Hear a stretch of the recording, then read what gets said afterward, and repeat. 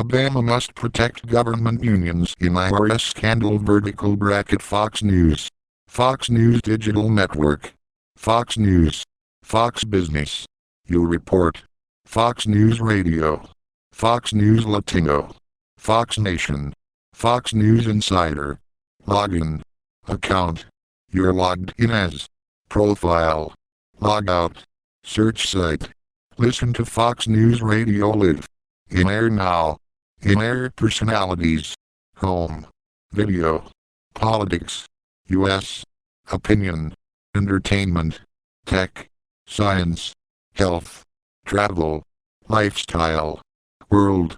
Sports. In air. Previous slide. Next slide. Politics. Home. Executive branch. U.S. Senate. House of Representatives. State local. Courts. Pentagon. 2012 election results. Obama must protect government unions in IRS scandal. By Chris Steyerwalt. Power Play. Published May 21, 2013. FoxNews.com. I think a lot of federal employees do their work under the radar. Colleen Kelly, president of the National Treasury Employees Union, which represents more than 150,000 federal workers including those at the IRS, in a May 2012 interview with The Hill. The White House has changed its story about who knew what and when, as it relates to the targeting of President Obama's political enemies by the IRS. While it might help with the press and public to crack down on the IRS, as former President Bill Clinton once did, Obama may not be able to take on this key part of the Democratic constituency. Times have changed, and so has the Democratic base. That's not a good thing.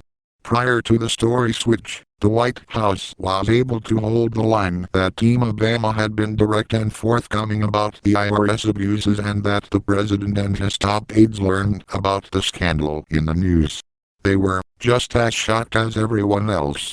But now we know that White House Chief of Staff Dennis McDonald was clued in about a damning report on IRS misconduct, and that word was also sent to top aides to Treasury Secretary Jack Lew so his department could brace for the news. But White House Press Secretary Jay Carney was adamant that no one told President Obama. There's a question here about why the president's top lawyer and chief of staff kept this news from him, even as they were spreading the word beyond the White House. One supposes it was to preserve plausible deniability for the president and to afford him the chance to express shock when word came out.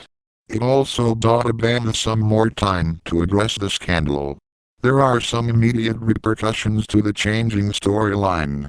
First, it further damages the credibility of Carney and the White House communications team, which in recent weeks has had to fess up about misleading the press about a raid by Islamist militants in a U.S. diplomatic outpost in Libya and try to explain away the heavy-handed tactics used against reporters by the Obama Justice Department.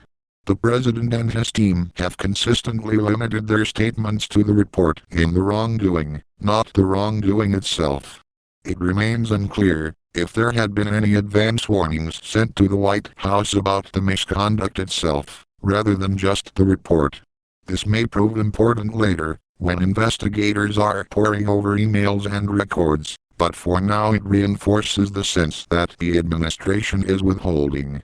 And if it does ever come out that anyone in Obamaland had warning of the actual misconduct, legalistic answers will be little protection, especially from reporters and congressional investigators.